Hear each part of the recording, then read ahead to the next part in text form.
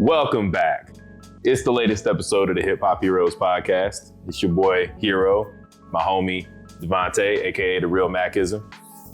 And this episode, we're just gonna get right into it. It's about, pretty much the topic of discussion for the past year. King Kendrick, you know what I mean? I know there's been a lot of talks about him, and I really think that just this year, I think we have the latest in a long series of topics, one being the halftime show. Obviously, late last year, the album dropped.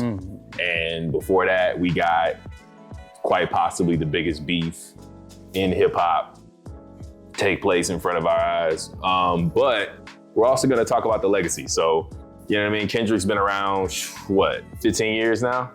Crazy to even say that. Shoot, make you feel old, right? Oh, man.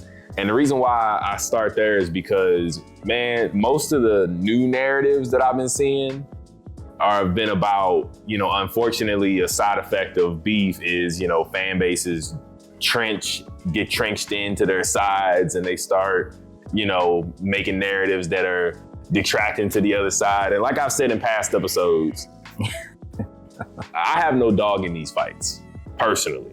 On a personal fan level, I've always been a big fan of Drake and Kendrick, but if I had to pick a favorite rapper from their generation, it's been J. Cole. And I only say that to say for the people that think that there's some type of bias or, when your favorite rapper is in a beef, you like, they can do no wrong, and the other side, everything they did was whack. And it's like, it's not like that over here, because I've always viewed Kendrick as an all-time, not always, but I've viewed Kendrick for a long time now as an all-time great, and Drake as well. And so having no dog in the fight, I've just watched the bullets fly, right? And it's like, people are saying stuff like Kendrick needed Drake. He needed to beef with Drake to get this type of level of success. And it's like, this is for all the people that may be new to the conversation. I'm always speaking to multiple people, I feel like. New to the conversation, maybe, I don't know, because of age or just because of where you were or because, what you were tapped into at that point in your life. Kendrick has been a superstar at least since 2012. 2012, 2013. When was, you know what I'm saying? I wanted to let you finish. Yeah. Are you done? I'm okay, done. I just want to make sure. sure. You may not have a personal dog in the fight. I got a dog in the fight. I'm just going to tell you right now. So look, me and Hero talk about this all the time. In regards to, and I even hate using this term, stan shit. Right, yeah. With rappers. Stan culture, whatever. I picked Kendrick only because Kendrick is the one rapper I'm most familiar with. Now, keep this in mind. I know when to set that fine line. Right. But some of you Drake stans are very goofy. I'm just gonna come out and say it, bro. Some of you niggas are goofy. I'm just gonna keep it a buck. Yeah. And again, I love Drake. You would consider yourself a Drake fan? No, I like Drake, but like I told you, I prefer the older Drake. Yeah. But keep in mind, I'm never gonna knock his great. Right, exactly. I gotta respect it. Exactly. But and between the two of them, I've also always said that Kendrick was greater. Like, this isn't new territory. Exactly. Going into this battle, when Like That dropped, like, I knew, like, you know what I'm saying? Like, it's like Kendrick has hated this man for a decade. Exactly. Drake doesn't want this. And then when Euphoria dropped, to me, it was over. I just want to say that. All of the fans that felt like, Not Like Us is the diss track that ended Drake. Nah, he was dead to rights when Euphoria dropped, in my opinion. True. You know what I'm saying? When I heard that, I'm like, I knew Drake didn't have anything coming back from that. You know what I mean? And he didn't. Because respectfully, tailor-made freestyle. It's not. But also, I'd say Meet the Grams was the dagger too. Yeah, that too. What was the one? Not push-ups. It was push-ups, tailor-made freestyle, and then Family Matters. That was the name of the title. I only forget because, again, bro, exactly. It's 7 minutes long. and half of it wasn't even about Kendrick. So I will say like this. If we were to go, think of it like a NBA playoffs. Mm-hmm. If we were to go out of like a best of 7, I'd say it went 4-2 Kendrick. 4-2. I actually will. You more generous than me. Yeah. Hey, look. I know that sounds crazy. Me being the Kendrick stan. I sweat. Oh, hey, I don't disagree with that point Right, either. go ahead. But I only say 4-2 because I do give Drake the credit of, hey, he tried to compete with him. I will give him that credit. Yeah. Now, I will say this. He probably should have just hung it up after Euphoria. He probably should have just hung it up. But I gotta give it to him. He tried. Right. Now, when Meet the Grams came, it was over. Like, I'm sorry, bro. Right. It was done. Right. Not Like Us is a victory lap. It's dancing on the grave. Oh, yeah. Not Like Us is dancing on the grave. Not Like Us wasn't necessary to win the battle. It was already over. Exactly. And I mean, you know at the end of the day, and moving into the pop out, I mean, dog. Which I was there for, by the way. You went? It was lit. It was crazy. Let me put it to you like this. The fact that this man played Not Like Us, five, 6 times? 5 times on stage with the whole crowd, and then a 6th time after he said the show was over, as we was walking to the car, like he was still playing. Fam, not to the car, but out at that point, you gotta know when to stop.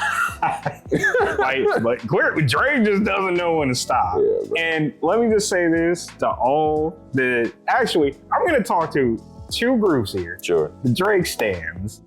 Let it go. It's over. There's nothing you can do about it. Exactly. Drake's literally suing. You lost at that point. There's nothing to be done. Rewrite history. Drake sounded like that ex-girlfriend talking about you stole something. Homie, nobody stole anything from you.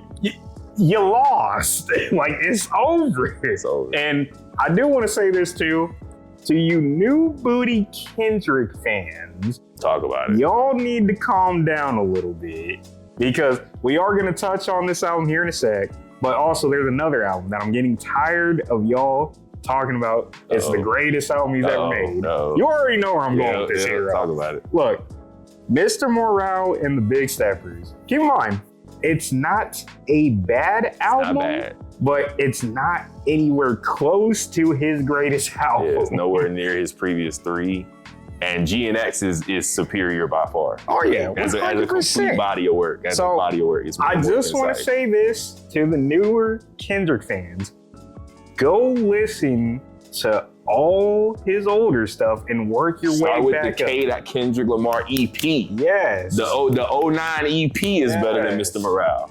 Yes. You know what I mean? Fam, what are we talking about right now? But, that was my rant. I just had to get that out. No, really though. No, since we're going down the discography path, actually, let me ask you this. What's up? What is your favorite Kendrick project? To Pimp a Butterfly. Okay, I respect it. I'm actually Section 80. Yeah. But To Pimp a Butterfly would probably be the close second. Yeah, no, I think, I got To Pimp a Butterfly and Hove's 444 as my top 2 albums of the decade. Oh, okay. 2 rap albums of the decade. Okay. I'm going all music is Lemonade. Hey, I respect it.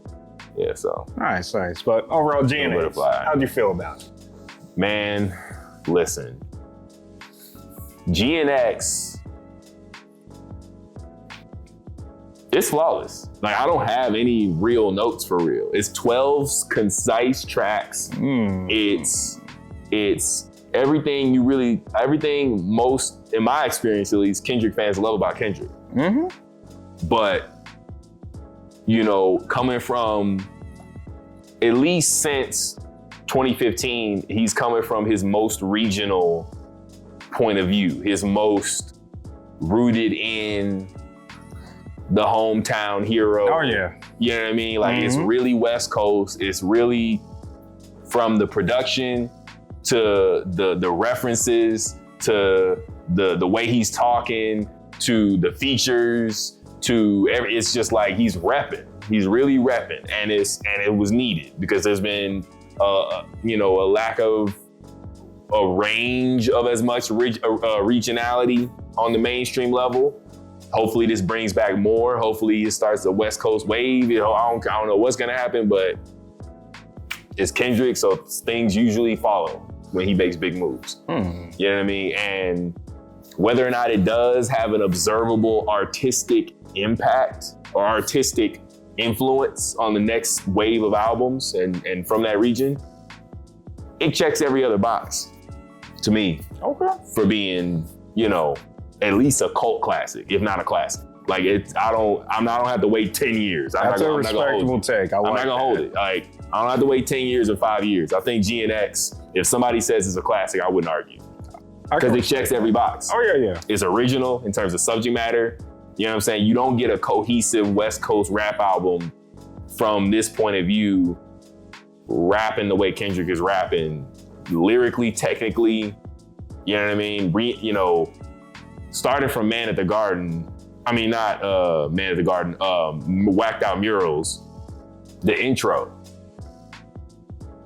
Kendrick is displaying some of his best technical rapping across a full-length project, I would say, since To Pimp a Butterfly. Because when I think about the last album, Mr. Morale, the best technical, lyrical performances, the most competitive ones, I'm thinking about the intro, United in Grief, Father Time, Worldwide Steppers, Mother I Sober. Those were the highlights lyrically to me. Mm-hmm. But a lot of Mr. Morale, he wasn't being as competitive in terms of syllable density, in terms of wordplay, in terms of, scheming. G and X, he's blacking out. And it's funny, it's ironic because he says something about fuck a double entendre, I want y'all to feel this shit. And then some people kind of run with that line, as if he's not trying to be technical or not trying to be skilled on this album, when he really is. He just was saying that, and what I'm saying, like, I think ironically, like, it's funny, fuck a double entendre, I need y'all to feel this shit. But ironically, he's really being super technical, despite him saying that, across this album. So that's one of my favorite attributes from it. Okay. And you getting the storytelling, excuse me. You getting concepts. Reincarnated is one of his best records he's ever made, in my opinion. Because again, it's unique. He's the whole concept, what I'm saying, of him, portraying himself as past musicians, past greats, what I'm saying? One being Billie Holiday, Like, and then, coming back. Sample went crazy. Yeah, that sample went crazy. What I'm saying? Him coming back as Kendrick, obviously talking from the point of view of God and the devil, what I'm saying? And Satan. And it's like, yo, I know people have done that to a degree in the past, including Kendrick himself, but not from this storytelling point of view. And he always does that. He's always coming from a place of, I'm doing something that's never been done before, every album. And that's one thing I credit him for, even when it's so ambitious that maybe it has some cracks in it, like Mr. Morale. But this time, he knocked it out. Oh yeah. And I think another thing that was cool about G and X, specifically, like, how many lesser known LA rappers that he got on the project too. And they actually put out quality stuff. Mm-hmm. Well, majority. For sure. But no, I mean, that was to lock in to Hitta. Yeah. You know what I'm saying? Some of those guys. Peso put out a pretty solid verse. Mm-hmm. Yeah, so I mean, overall, just the project itself, I kind of took it as some people have said this, and when I really thought about it, I'm like, okay, it kind of makes sense where they're going with this point.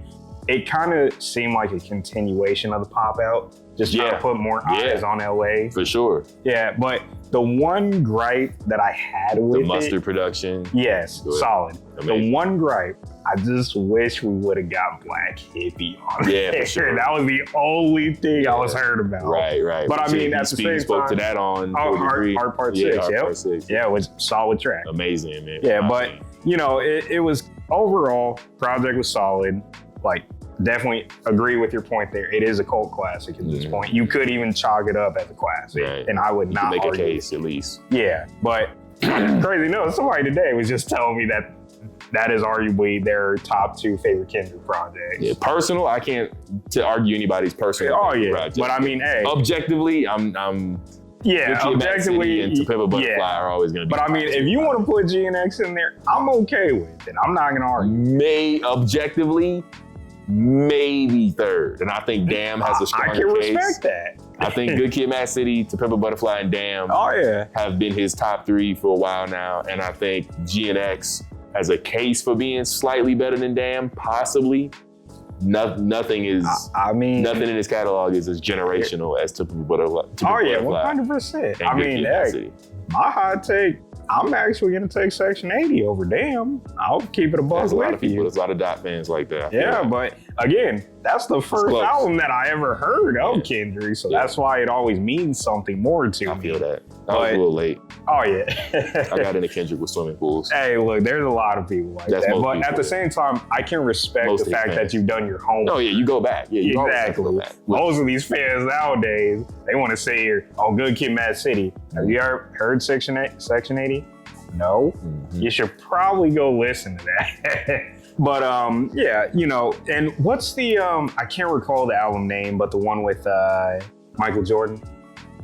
That's Overly Dedicated. Yeah, Overly Dedicated. Yeah. Like, if you never even heard that, I can't even consider you a real Kendrick fan. You gotta hear the whole catalog. Exactly. Kendrick is one of those catalogs that it's his life. Exactly. It's his life, and it's coming from an evolutionary standpoint. Somebody said, I saw some comment online, I forgot who said it, but they said it was like, Section 80 was, yo, my projects is fucked up, my hood's fucked up. Good Kid, Mad City is, yo, my city's fucked up. To Pimp a Butterfly is, my country's fucked up. Damn is, the world's fucked up. You know, Mr. Morale is, I'm fucked up. And GNX is, y'all got me fucked up. GNX, Kendrick is pissed. Yeah. Kendrick is like, yo, you know what I'm saying? Going up your rank. Now you a god, even if they say you ain't. Yeah, nigga, like he's on his, he's talking his shit on another level. Like, you know what I mean? Like, man, Whacked Out Murals, that's top 2 intro song, in my opinion, from Kendrick, along with DNA from Damn. Yeah, I think it's that and DNA, lyrically. Okay. So overall, give me your top 5 Kendrick songs ever. Ever? Personally, King Kunta. Okay. Like 3 of them are gonna be to Butterfly. Okay. King Kunta. Black of the Berry. Damn.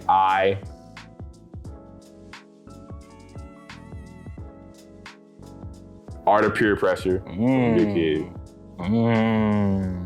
Actually, Art of Peer Pressure would be first. That's my number 1 favorite Kendrick song. I don't know why I took so long to say that. Art of Peer Pressure is my favorite. Then King Kunta, then then Black of the Berry. And I'm gonna say, damn, I don't know, that's tough, man. Yeah, I know, there's so many good ones. Sing About Me. Oh, yeah? Yeah. I wouldn't even argue with that. That's a solid 5. Crazy.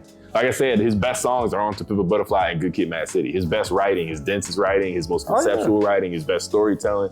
You know, and Kendrick is about his authenticity. He's coming from a real place, like, all the time. Okay. Almost all the time. Like, he'll tell, you know, some fictional stories, but a lot of his albums are centered around who he is and where he's from and what he's been through. No, I respect that's why you can't. That's why he's irreplaceable. You know what I mean? He's 101.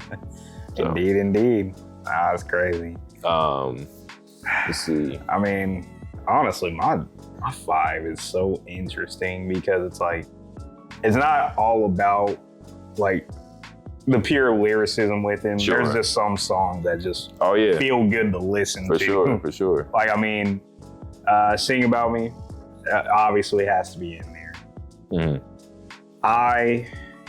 These Walls. Ooh. Absol's outro. Yeah, and rigor mortis. Yo, I ain't even mentioned nothing from Section 80. Yo, ADHD would probably be my favorite section. Nah, I feel that. I do love Section 80. Don't get me wrong. Hey, no, I feel it. Yeah, man. Yeah. I mean, overall though, his legacy, like, it's already, honestly, he solidified it on To Pimp a Butterfly, in my opinion. Kendrick's been a legend since Good Kid dropped. Oh yeah, of course. But I mean, that was a classic album. Once you make a classic, as far as I'm concerned, you're a legend. Because literally the dictionary definition, people debate all the time what qualifies as a legend. What do you got to do? Oh, it hasn't been long enough. You don't have to be 10 years in to be a legend. Once you do something extraordinary, which is the dictionary synonym and definition for legendary, you're a legend. Once you do something extraordinary. And dropping a classic album is rare. Dropping a classic album is legendary. There's only been so many rappers that have done it. Yeah, so Good Kid, Mad City, boom, he's a legend. To Pimp a Butterfly, he's cemented himself as the king of hip hop, at least of his generation. Like, damn, now he's the biggest in the world. And yes, Kendrick was the biggest in the world in 2017 into 18. Go check the numbers. He was outselling Drake. He was outselling More Life. Damn was the biggest album. Damn was the biggest album. I don't think it sucks, but that's another conversation. That album sucks. Yo. Look, I'm pissed off Drake stand. It's fine with me. You're killing me. Hey, look. That's real. Y'all know my Twitter handle. Y'all can come at me all you want. Right. That's what I'll still run that fade. Right. Yeah, and More Life, Damn was outselling More Life, and then in 2018, Damn was like top 5 best selling rap albums of the year, even though it came out the year before. It was outselling almost every album that came out in 18. Like, yeah, it's crazy. I think the only albums that outsold Damn in 2018, the year after it dropped, was like J. Cole, KOD, which was mid in my opinion, even though I love Cole. Probably Astro World, Scorpion, and I don't know, maybe Cardi B's album. I'm not sure about the last one, but it's like, yo, God has been him. So this notion, this new narrative that he, wasn't a superstar or wasn't outside or what people wasn't really fucking with God. People wasn't really listening to Kendrick for real until the Drake beat. Maybe he wasn't the hottest in terms of like 2019 to 2021 because he A, wasn't dropping an album. B, wasn't really dropping singles for real. And C, hadn't dropped since 18, which was the Black Panther album, obviously. Great project. But that doesn't mean all of his fans that heard Humble in 2017 just disappeared. Like, I think that song is like Double Diamond or some crazy crap like that. Honestly though, so these narratives gotta stop, y'all. That narrative is so funny to me because I'm like, one of the dumbest sayings that's a part of that narrative is like, oh, I've never heard somebody say play so-and-so at a party. I'm like, huh? I'm like, dude, to be fair, I've never heard some people say play this guy who's like one of the biggest guys in rap at a party. Music in general. But nobody's ever gonna doubt they're one of the biggest musicians in the world. Like, let's just be honest for a quick second. So I'm like, that's a stupid argument. Yeah. Your anecdotal life experience does not dictate reality. Exactly. But honestly though, like even with... Anybody never got in my car and said, put that Kendrick on. It's like, who you be hanging with, bro? Like, so that's what I want to know. Like, hey, look, man, niggas just like to talk just for attention. At the end of the day, there was a point that you made earlier when we first started. You said you feel J. Cole is the best out of the two. No, I didn't say that. Okay, so repeat that statement. Refer back to our video on objectivity versus subjectivity. Cole is my personal favorite from the three. So subjectively, I prefer Cole. Okay. But objectively, I have maintained that Kendrick has been the best album artist of his generation since he came out. Okay. So better than Drake, better than Cole. Yeah, so there's a point I want to make with that statement. Since Good Kid, Mad City. Nobody's had an album better than Good Kid, Mad City last decade except Kendrick when he dropped his next album. Oh yeah. It's the only person. So there's a point that I want to make with that statement. And it's more so due to the point of, like you said, the objectivity versus subjectivity. And this is kind of along the lines of the same realm. Let's switch to Cole and this weird Freddie Gibbs beef that all of a sudden just tried to spark. Look, I didn't pay much attention to that. I know. Look, I was scrolling through rap Twitter and niggas were really over here thinking you got to pick a side. I'm like, look, let me tell y'all something. Like, y'all don't have to pick a side. For one, these niggas don't know you. Right. So that's you already look dumb and goofy. But on top of that, nigga, you can like both rappers. Same with Drake and Kendrick. Absolutely. You can I'm still like a Drake both fan. of these. I'm still a Drake fan. I'm still, Like, you know what I'm saying? Like, y'all niggas I've seen over here. people's... Yeah, like niggas over here going to bat for niggas that don't even know they exist. Like, that's crazy talk. Yeah. It's like, look, if you're just trying to correct facts or somebody said something crazy and you're just trying to give them the facts, okay, I'm not gonna knock you. But when you're over here like going tooth and nail with a nigga over a nigga that don't know you, you look goofy. I just need to put that out there because look, like Hero said, out of the three, he prefers Cole. I'm not gonna ever disagree with that because that's his opinion. He has every right to have his opinion. And quite frankly, I like Cole. Very excited for the fall off, by the way. Yeah, the fall off is. But is on top of that, though, let's be real here. I said when Cole came out with 7 Minute Drill, I was very hurt that he took it down because I wanted him to show, hey, I can compete with these guys. Right. So, but I understand why he did it. I totally get it. I just didn't like it for the competitiveness of rap. That's what I care most about. Yeah, and the whole, the whole situation around, or rather the whole discourse around what Cole should or shouldn't have done, man, I got a lot of opinions on that, but that's a whole other video. So I'm just going, only thing I'll say about Cole is him and Kendrick been boys since 09, like maybe 08 at least.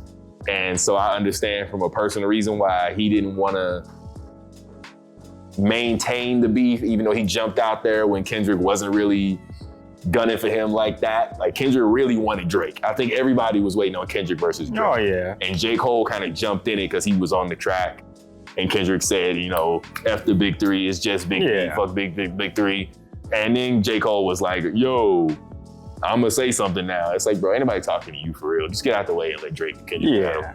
But I mean, let's be real here, though. So other than that one bar, nothing on like that was about Cole, you know?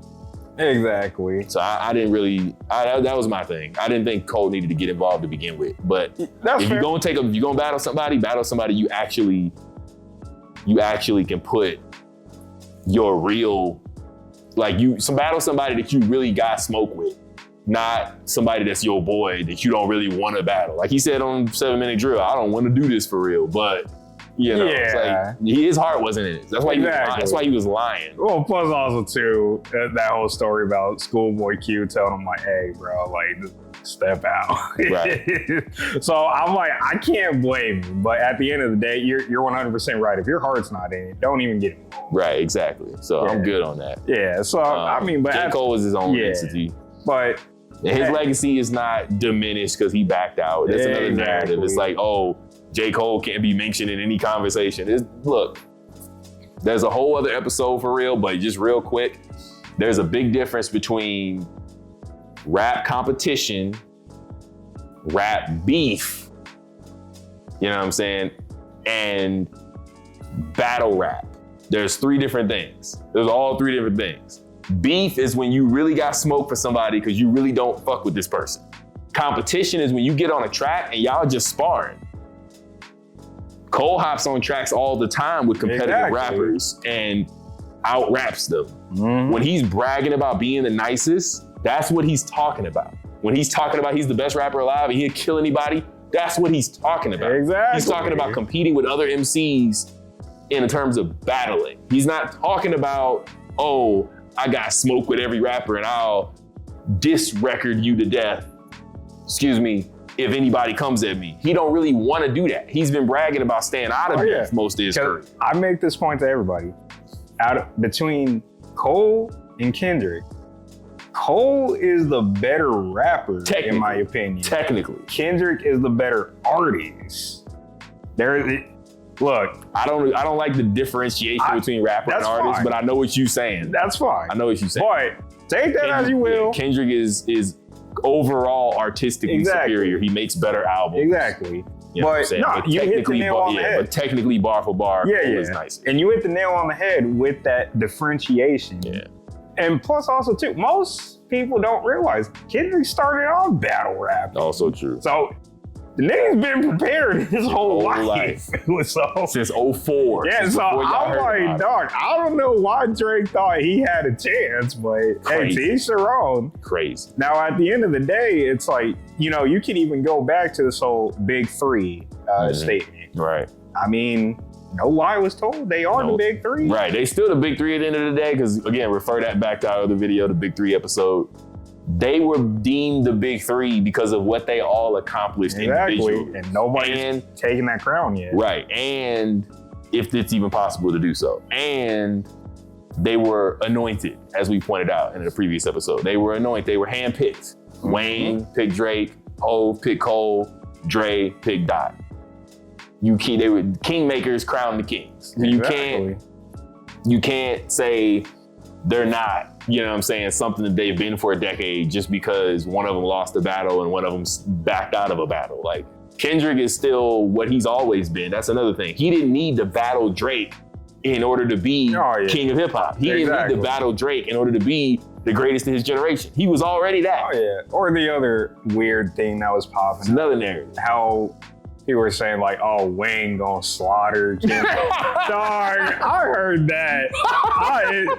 Literally, I was on Twitter reading my phone. I saw that. Wayne gonna slide for Drake. Dog, get out of here. You don't want to mess with Young Money because Wheezy. Bro, Wayne ain't won a battle, a diss battle. I don't think ever. I was like, who killed him? Push. Push cooked Wayne before he cooked Drake. A lot of people don't even know about that battle. I was about to say, because didn't Gilly get him too? I can't remember that one. I don't remember that one. Somebody was telling me about it, but I'm like, I don't know. Push been on their neck for 20 years. Oh yeah, and keep in mind, I don't even like Pusha T that much. I love Push. That's my nigga. Hey, I feel it. But I had to admit, Push killing these niggas, bro. Yeah, bro. Comfortably. Exactly. So I'm like, But when I heard that talking about Wayne gonna get him, talking about how you gonna steal my spotlight in my city, I'm like, look, this goes back to you need to learn when to quit. Dog, because let's be real here. Yes, Wayne has cemented himself as well. Wayne is a legend. Wayne is a super legend. But at the end of the day, you need to know when it's time to take a step back. And you need to know your strengths. Exactly. Because battling isn't one of Wayne's strengths.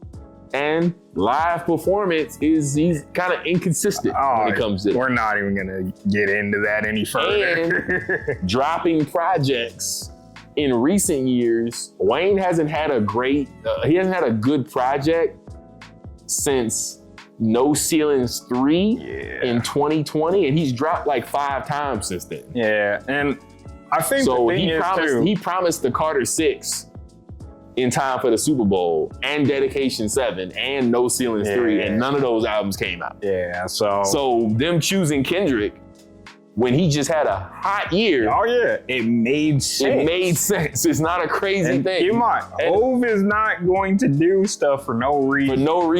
So let's just keep that in mind. And as Hov pointed out in 2019, it was never a promise, let alone a guarantee. It was never even likely, let alone a guarantee, that the person from the city that the Super Bowl was hosted in would be someone that headlined the Super Bowl. Oh, 100%. That was never a part of the rule. So everybody talking about, oh, it's in New Orleans, Wayne should have been. Stop it. Exactly. It should have been Drake or Nicki and Wayne all together. Look, man, that's like, stop it. That's like telling Hov, oh, it's in New Orleans, you gotta get Master P. No, you don't. You don't. Just have Master P walk out on the field, wave hello, send him on his way. That's all you gotta do. You could have did that with Wayne too. Right. But at the end of the day, also, you can't expect a nigga to battle rap that has to literally look up his own lyrics to make sure he does not repeat them. You're not gonna win. I don't even know if you talking about Wayne or Drake when you said that. Hey, look. We can hit up Quentin Miller about Drake's lyrics. Relax, bro. You gotta chill. Look, like I said, run that fade. You gotta chill. I said, you gotta chill. Hey, look. Even I defend Drake. Like May said, man, I don't gotta chill. I'm telling me to chill. Listen, man, we not two little niggas, man. I ain't got no big homies. Why you think I always got the problems I got?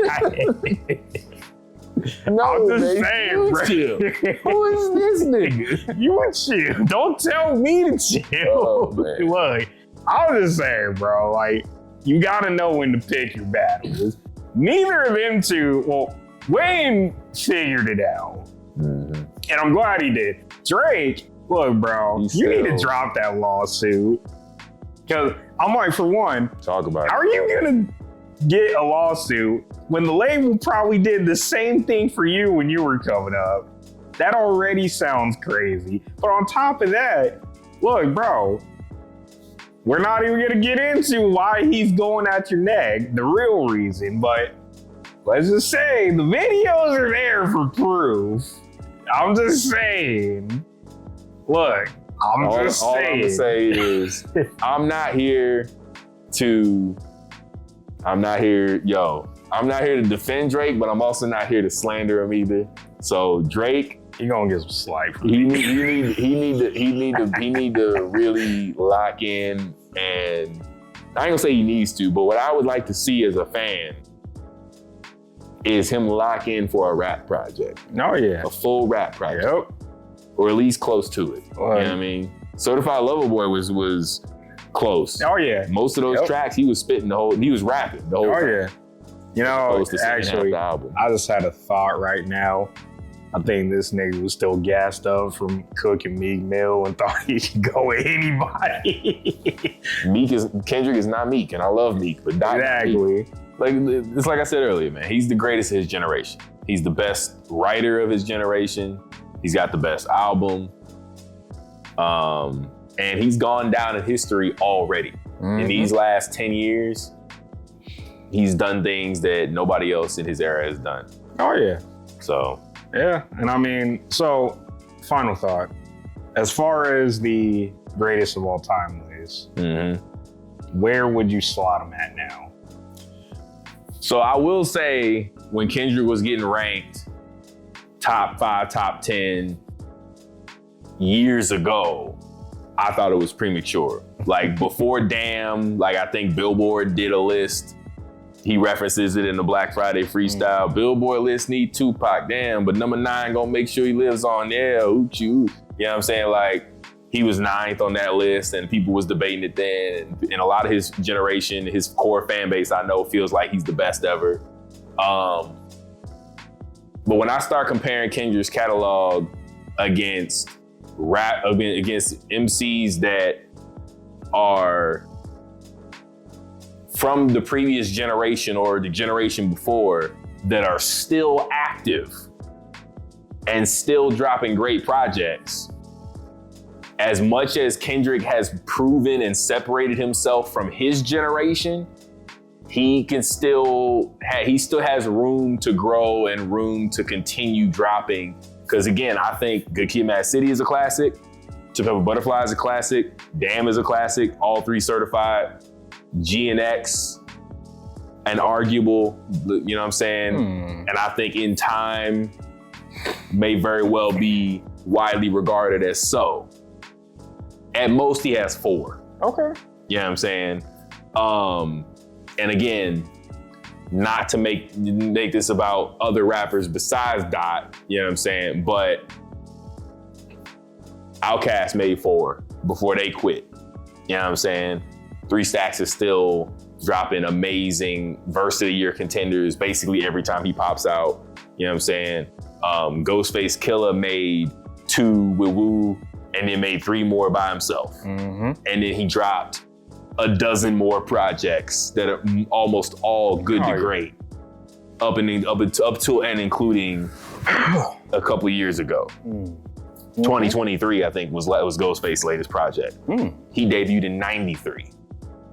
That's 30 years. You know what I'm saying? Dang, 3 decades. That's you know crazy. What I'm saying? Yeah. Scarface. Oh, yeah. You know what I'm saying? Common just dropped the Auditorium with Pete Rock, and it's a masterpiece last year. Yep. He debuted in 92. He dropped 3 classics between 92 and 05. So a lot of what Kendrick has done, I'm not even gonna get into Hove. A lot of what Kendrick has done, there's at least a handful of legends that have done that within 10 years, back in the 90s or 2000s, Kanye, Wayne. And then they went on to do another decade of projects, and then another decade of projects.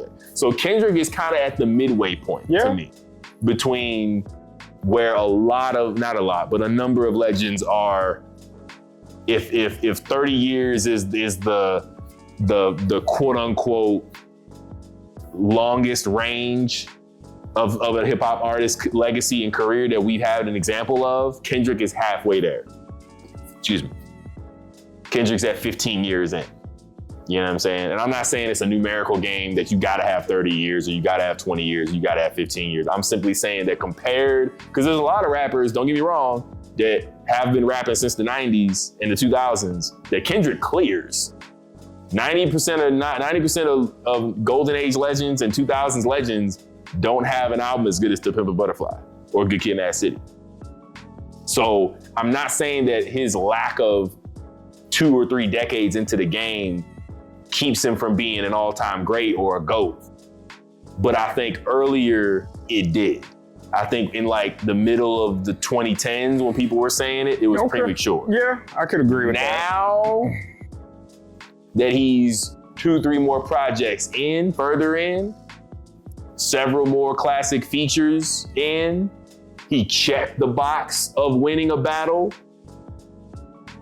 There's another generation of artists that have come up after Kendrick, and we can see his influence.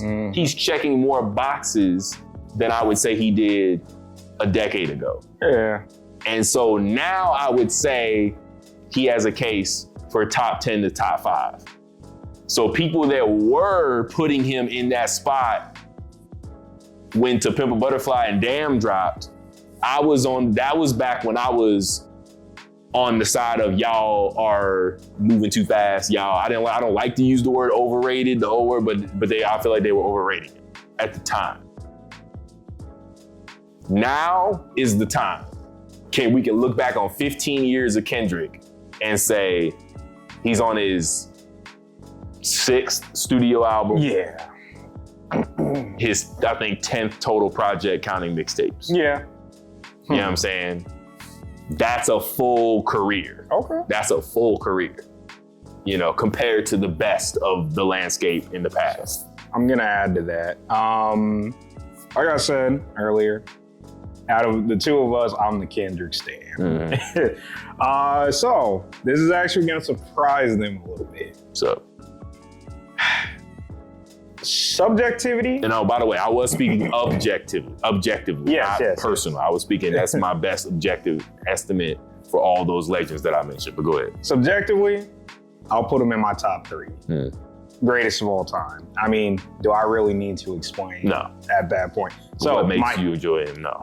So objectively, I think this officially elevated him into that top 10. And I'm not gonna say where he's at there. That's a totally different conversation that I just don't care to have with anybody else. Sure, it's very specific. Yeah, but more so, the point that I wanna make here is, like you said, he's checking off box after box after box. I do think in terms of him officially coming for that crown. Sure. He did that when he stole Big Sean's song, in my opinion. Yeah. The crown of king of hip hop or king of his generation. So yeah, the current king, and he's been that for a decade. That I 100% agree with. GOAT is greatest of all time. So that's factoring in the full breadth of hip hop history. But king, best rapper alive, those titles have always been about right now. And he's been the best right now for like 13 years. Yeah. So also too, I will say as well as he does have a lot more he could potentially do. But also I will say, if he decided to call it quits, Oh yeah. nobody's ever gonna deny. Oh yeah, he's going down in history. Yeah. He's already going down in history, like I said. So for sure. Yeah, man. Yeah. That's You got pretty anything else to add? Not so much, not too much, for real. I think that's about covers it, man. Wow, good to be back. For sure. Appreciate y'all tuning in. Let me know what y'all thoughts in the comments. What y'all favorite Kendrick album? What y'all think of the beef? You know what I mean? And we'll see y'all next time, man. Holla.